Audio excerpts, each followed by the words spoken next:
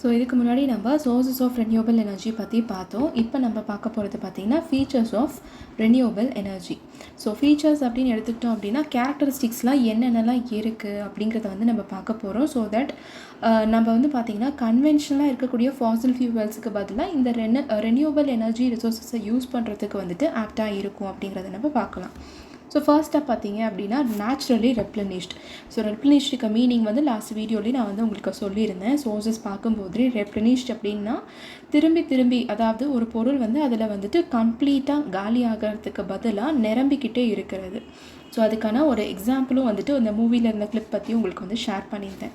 So renewable energy sources அப்படிங்கிறது வந்துட்டு is continuously renewed by nature. அதாவது காலி ஆகிட்டே இருக்காது அவ்வளோ சீக்கிரத்தில். ஸோ எக்ஸாம்பிள் எடுத்துக்கிட்டோம்னா sunlight, wind and water cycle எல்லாமே வந்து பார்த்திங்கன்னா கண்டினியூஸாக நமக்கு அவைலபிலிட்டியாக இருந்துகிட்டே இருக்கும்.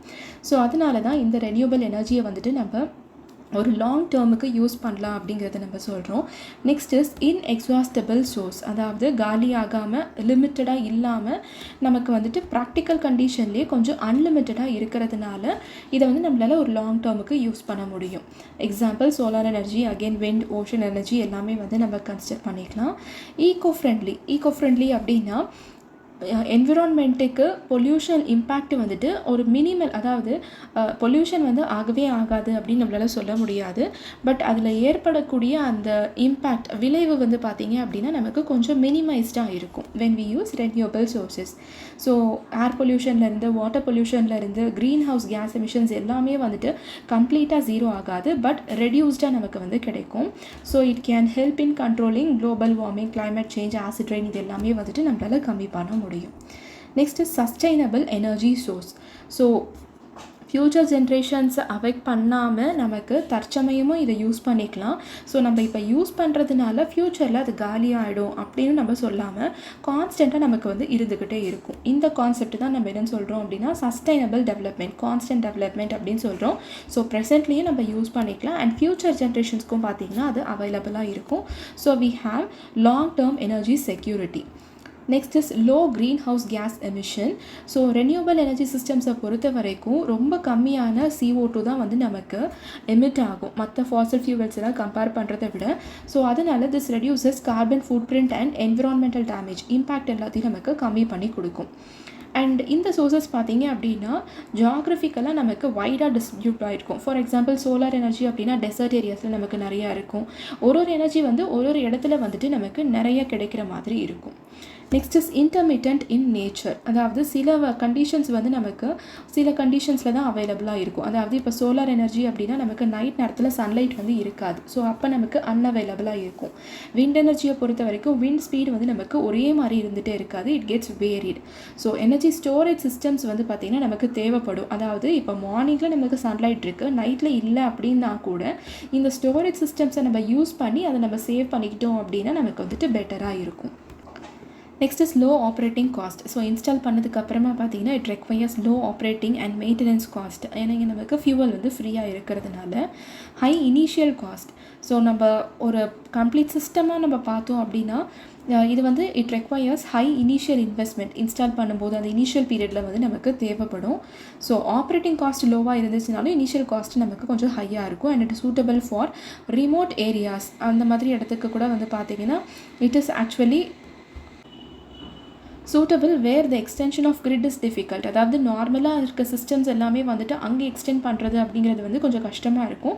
பட் இந்த ரெனியூவபிள் சிஸ்டம்ஸை யூஸ் பண்ணி நமக்கு வந்துட்டு இந்த ரிமோட் ஏரியாஸில் கூட நம்மளால் வந்துட்டு பண்ண முடியும். And it reduces dependency on fossil fuels. So coal, petroleum, natural கேஸுடைய கன்சப்ஷன் எல்லாம் நமக்கு கம்மி பண்ணி கொடுக்கறதுனால நேஷ்னல் எனர்ஜி செக்யூரிட்டி நமக்கு இம்ப்ரோவைஸ்டாக கிடைக்கும். Energy storage requirement. ஸோ இன்டர்மிட்டண்ட்டாக இருக்கிறதுனால நமக்கு ஸ்டோரேஜ் தேவைப்படும் அப்படின்னு சொல்லியிருந்தேன். Modular and scalable. இது வந்துட்டு ஒரு சின்ன கெப்பாசிட்டிஸ்னாலும் சரி, பெருசாக இருந்தாலும் சரி, நமக்கு தேவையான ரெக்குவயர்மெண்ட்டுக்கு ஏற்ற மாதிரி நம்மளால் வந்துட்டு இன்ஸ்டால் பண்ணிக்க முடியும். Minimal fuel transmission.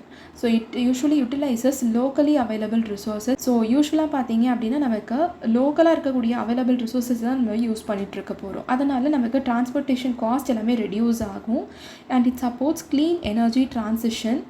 ஸோ அட்வான்டேஜஸ்லாம் என்னென்னு பார்த்தோம் அப்படின்னா பொல்யூஷன் மெயினாக கம்மியாகுது, எனர்ஜி ஜென்ரேஷன் நமக்கு கான்ஸ்டண்ட்டாக கிடைக்கும், க்ரீன் ஹவுஸ் கேஸ் எமிஷன் கம்மியாக இருக்கும், ஃபியூவலில் பேஸ் பண்ணி இல்லாததுனால ஃபியூவல் இம்போர்ட் எல்லாமே நம்ம குறைச்சிக்கலாம், எனர்ஜி இண்டிபெண்டன்ஸாக இருக்கும். ஆனால் லிமிட்டேஷன்ஸ் என்ன அப்படின்னா இன்டர்மிட்டன்ட் நேச்சர், ஒரு நேரத்தில் இருக்கும் இன்னொரு நேரத்தில் நமக்கு வந்து கிடைக்காது, அந்த மாதிரி இருக்கலாம். இன்சுலேஷன் காஸ்ட்டு அதிகமாக இருக்கலாம், ஸ்டோரேஜ் ரெக்குவயர்மெண்ட் தேவை, லேண்ட் ரெக்குவயர்மெண்ட்லாம் தேவை. ஸோ இதில் நம்ம நல்லா தெரிஞ்சுக்க வேண்டியது என்னென்னா சஸ்டைனபிள் எனர்ஜினா என்ன, green energy, carbon food print.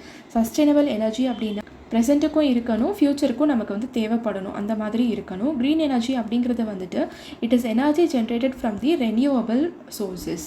Carbon food print அப்படின்னா ஹியூமன் ஆக்டிவிட்டீஸ் மூலமாக நம்ம எவ்வளோக்கு எவ்வளோ CO2 வந்து ரிலீஸ் பண்ணுறோம் அப்படிங்கிறத பொறுத்து இருக்கிறது. அண்ட் அதை பேஸ் பண்ணி எஃபிஷியன்சி ஃபார்ம்லாம் நம்ம தெரிஞ்சுக்கணும். ஸோ பேசிக்காக ரெனியூவபிள் எனர்ஜி வந்துட்டு இட் இஸ் நேச்சுரலி ரெப்ளனிஷ்ட், ஈக்கோ ஃப்ரெண்ட்லியாக இருக்கும். பட் என்ன பிரச்சனை அப்படின்னா இன்டர்மிட்டன்ட், அதாவது ஒரு நேரத்தில் இருக்கிறது இன்னொரு நேரத்தில் இல்லாமல் இருக்கிறதுக்கான சான்சஸ் வந்து இருக்கும். பட் அதை தாண்டி நமக்கு க்ரீன் ஹவுஸ் கேஸ் எமிஷன் நம்ம ரெடியூஸ் பண்ணி கொடுக்குறது எல்லாமே வந்துட்டு ஹைலி அட்வான்டேஜஸ். ஸோ அதை பேஸ் பண்ண சில மல்டிபிள் சாய்ஸ் கொஸ்டின்ஸும் வந்து இன்க்ளூட் பண்ணியிருக்கேன். இதில் உங்களுக்கு ஏதாவது டவுட்ஸ் இருந்துச்சு அப்படின்னா கமெண்ட் செக்ஷனில் போஸ்ட் பண்ணுங்கள். Thank you so much friends.